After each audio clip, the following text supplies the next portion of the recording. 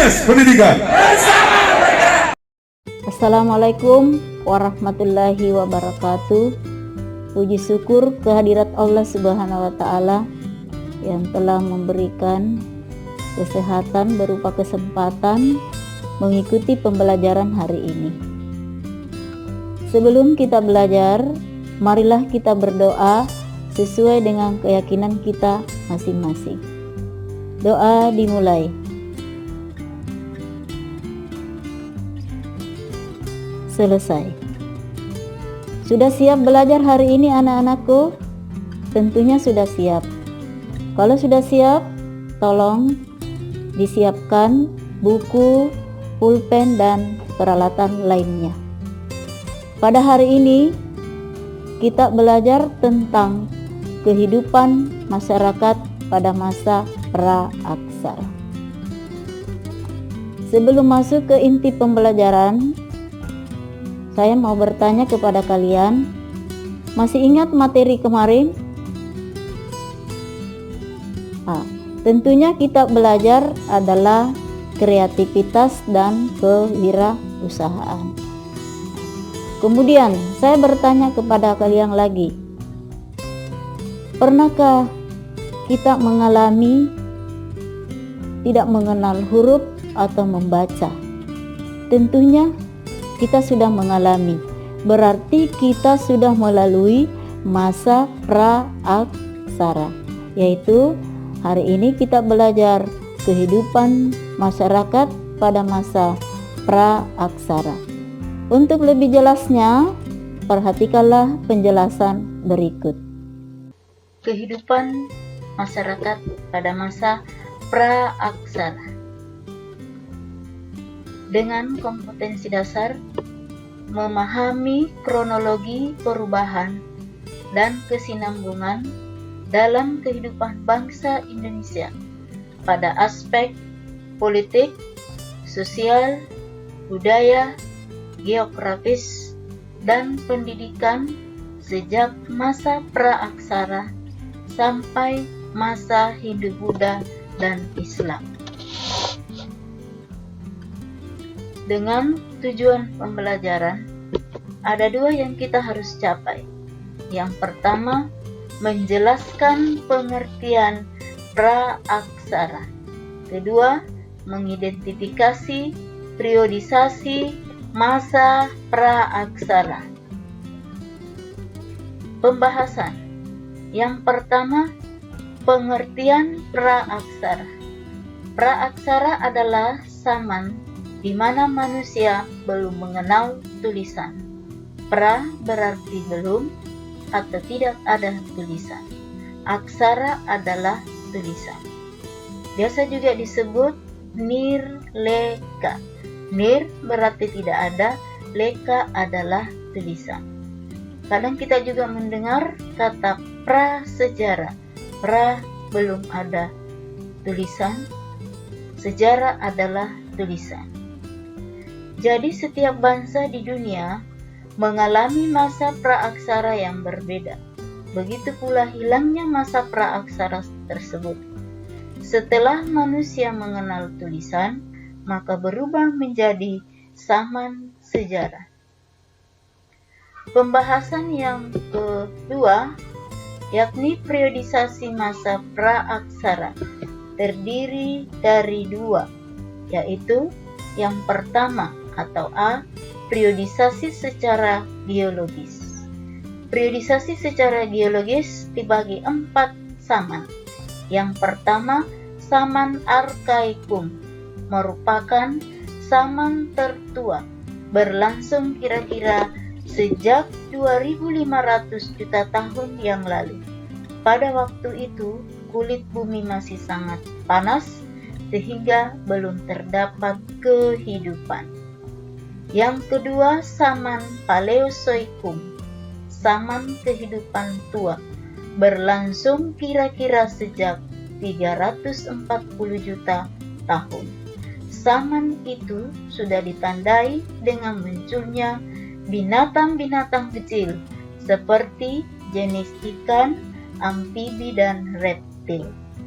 Yang ketiga, zaman Mesozoikum, zaman kehidupan pertengahan, berlangsung kira-kira 140 juta tahun yang lalu. Pada zaman ini, kehidupan bumi masih berkembang.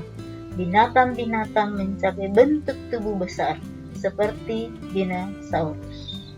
Zaman Neozoikum atau zaman Kenozoikum berlangsung sejak kira-kira 60 juta tahun yang lalu. Zaman ini dibagi menjadi dua lagi, yakni zaman tertier dan zaman kuarter. Di mana zaman tertier, jenis reptil besar mulai punah dan bumi pada umumnya dikuasai oleh hewan-hewan menyusui. Zaman kuarter berlangsung sejak kira-kira 3.000 tahun yang lalu, merupakan awal kehidupan manusia pertama kali di muka bumi. Pembahasan yang kedua atau bagian B, periodisasi secara arkeologis, dibagi dua zaman, yakni zaman batu dan zaman logam. Zaman batu di sini dibagi 4 lagi zaman, yakni zaman Paleolitikum. Paleo artinya tua dan litos artinya batu, sehingga zaman ini disebut zaman batu tua. Yang kedua zaman Mesolitikum, berasal dari kata meso yang artinya tengah dan litos yang artinya batu, sehingga zaman ini dapat disebut zaman batu tengah. Yang ketiga zaman Neolitikum, berasal dari kata neo yang artinya baru, litos artinya batu. Neolitikum berarti zaman batu baru. Yang keempat zaman Megalitikum, berasal dari kata mega yang artinya besar dan litos artinya batu, berarti Megalitikum batu besar. Yang kedua adalah zaman logam. Pada zaman logam ini, manusia tidak hanya menggunakan bahan dari batu, tetapi juga mempergunakan dari logam berupa besi dan perunggu. Itulah penjelasan singkat dari kami. Ada tugas yang saya bagikan kepada kalian sesuai dengan grup WA masing-masing. Namun yang harus kita perhatikan, yang pertama, sebelum mengerjakan tugas, bacalah materi dengan baik yang ada pada LKPD atau pada buku kalian masing-masing. Yang kedua, kirim tugas tepat pada waktunya pada link yang telah disiapkan atau dibagikan. Yang ketiga, selamat bekerja. Bagaimana pembelajaran hari ini, Nak? Mengenai LKPD-nya sudah dapat dikerjakan dengan baik? Kalau tidak ada masalah, marilah kita simpulkan secara bersama-sama. Yang pertama adalah pengertian pra-aksara. Pra belum ada, aksara adalah tulisan. Biasa juga disebut dengan kata nirleka. Nir tidak ada atau belum, leka adalah tulisan. Bahkan ada lagi kata prasejarah. Pra belum ada, sejarah adalah tulisan. Yang kedua adalah periodisasi masa pra-aksara.